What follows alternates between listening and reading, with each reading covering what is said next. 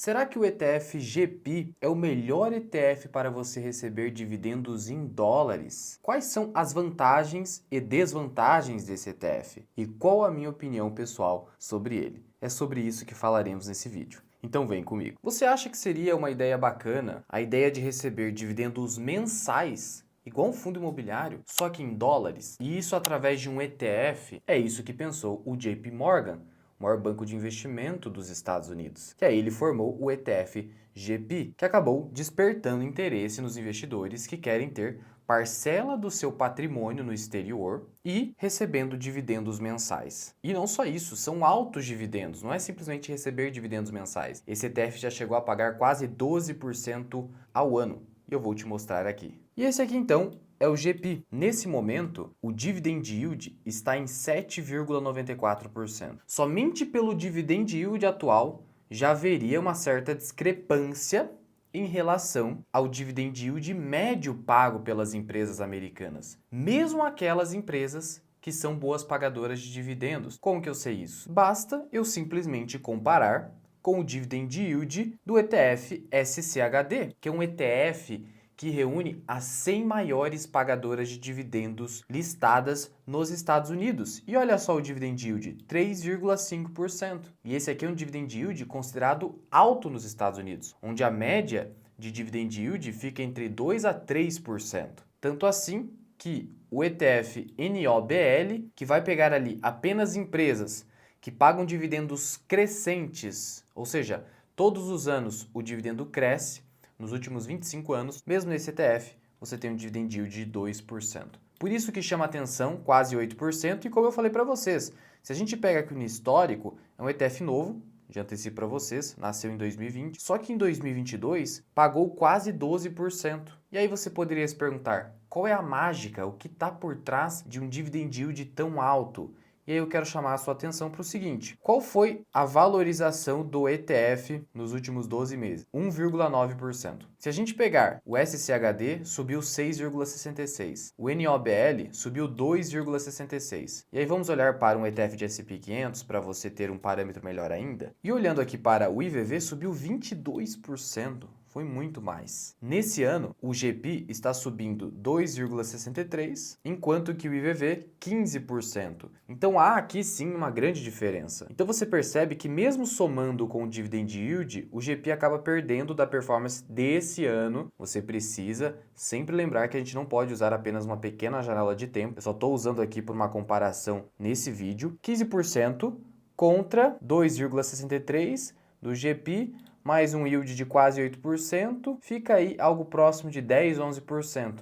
Perde de qualquer forma. Então eu já antecipo para vocês o seguinte, o GPI ele não é ideal para quem quer construir patrimônio, para quem quer acumular patrimônio. Ele é um ETF focado em renda mensal. Então você vai perder valorização para ganhar renda. E a renda é tributada nos Estados Unidos. Então o GPI só faz sentido para quem realmente quer receber dividendos em dólares, sabedor de que a valorização será comprometida, se você comparar com outros ETFs. E o GPI, ele pega ações apenas do mercado americano e do SP 500. Então o que acontece é o seguinte, o GPI, ele é quase um reflexo do SP 500, então deveria refletir algo próximo do IVV ou do VO ou do SPY, só que isso não acontece porque ele paga altos dividendos e porque ele é um ETF de gestão ativa, não é ETF de gestão passiva que só quer seguir o SP500. Por mais que ele só pegue ações do SP500, ele vai fazer a seleção dessas ações com foco em renda, em dividendos. E aí você poderia se perguntar, por que alguém, afinal de contas,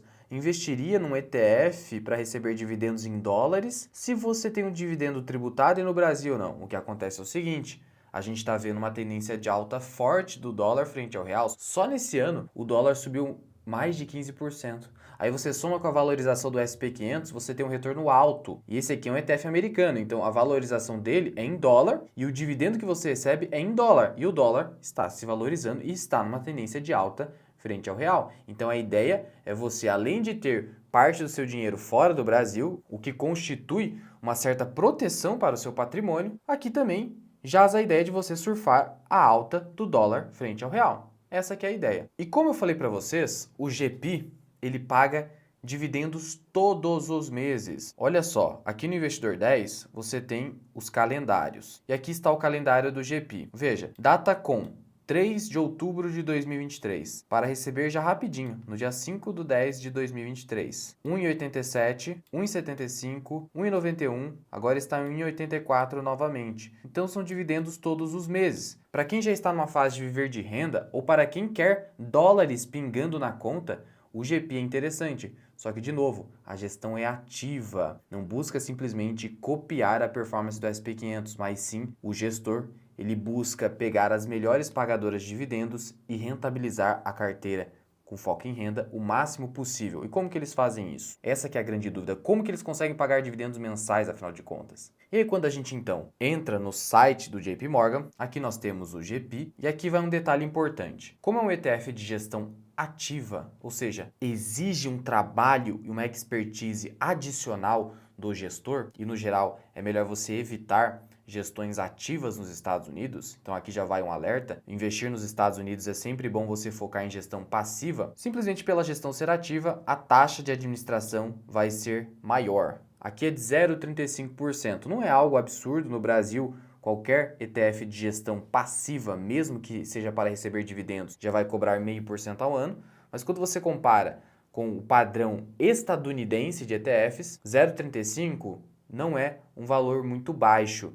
Você tem o VT cobrando 0,07, você tem o VOO cobrando 0,03, o SCHD 0,06, então acaba sendo um custo um pouco maior. E aí como que funciona a divisão da carteira? Ações de dividendos, e aí eles não passam de 2% em cada ação. Isso é positivo, pelo menos você não fica excessivamente concentrado. Isso é muito importante, por mais que a gestão seja ativa, eles colocam um limite de 2%, limitando o poder do gestor. Senão fica complicado, porque senão você vai acabar pagando taxa de administração, com gestão ativa e o gestor tendo liberdade de colocar mais do que 2% de uma ação na carteira, o risco que você está assumindo é desproporcional ao retorno esperado que você vai ter ali. E aí, quando a gente olha para a metodologia do ETF GP, aqui está a sua metodologia. Veja que ele vai focar em SP500, como está muito bem dito aqui. Aqui consta também que ele vai focar em empresas grandes, é o que a gente chama de large cap.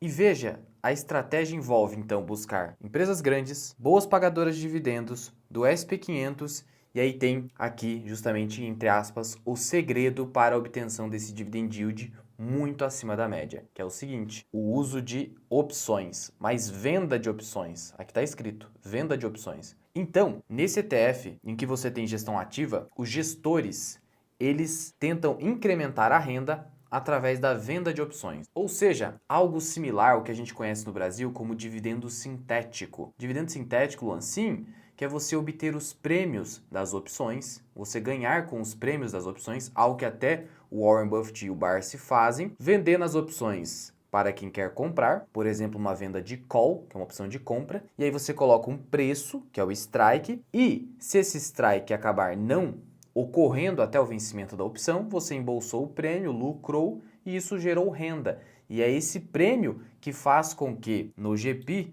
você tenha esse dividendo mensal alto, relativamente alto, essa média alta de dividend yield e esse dividend yield hoje ainda alto. Mas Luan, me diz uma coisa, eu já ouvi dizer que opção é algo muito arriscado, então isso não faz o GP ser ainda mais arriscado além de ser de gestão ativa? Olha, sim e não, porque depende muito de como você utiliza a opção. Aqui no caso, está muito claro no documento do ETF que só pode vender opção, não pode fazer compra. Então, quando você vende opção, o seu viés especulativo é muito menor, porque você funciona como uma seguradora na prática, em que você assegura a compra ou venda de um ativo num prazo futuro, mas você recebe por isso, que é o prêmio. E aqui o GP ele foca muito em vendas de calls. O que é isso? É o dividendo sintético.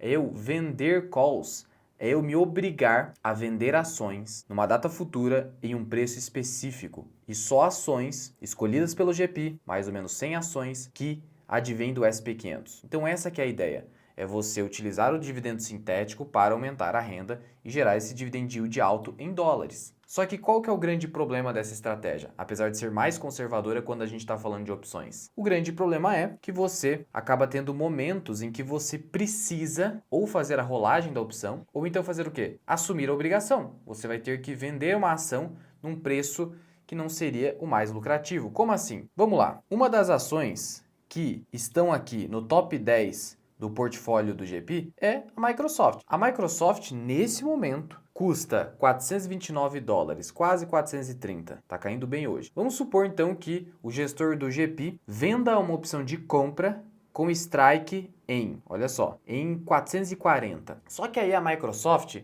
até o vencimento da opção, tem um rally de alta e vai para 480. O que vai acontecer? Vai ocorrer o exercício da opção, por quem comprou essa opção de compra, porque ele vai ter o direito de comprar a Microsoft lá do GP, e você como cotista, na prática você assumiu a sua obrigação, vai ter o direito de comprar o quê? No preço de $440, que foi o preço que a gente definiu, mas está 480. Então você teve um lucro cessante de $40 por ação. Então esse é o grande risco. Sendo assim, é óbvio que esse tipo de renda com opções vai cair em dados momentos e está numa tendência de queda aqui. A gente teve uma tendência de alta forte no começo e agora está caindo por conta dessa situação. A gente teve um rally de alta no SP500 que gerou exercícios prováveis nas opções que se encontram dentro do GP. E aí, é importante também olhar para esse gráfico aqui. Eu coloquei no gráfico tanto o GP, que está aqui embaixo, quanto o SP500, que é essa linha laranja. E aí você vai perceber o seguinte, tá vendo esse movimento de alta aqui forte do SP500? Ao passo que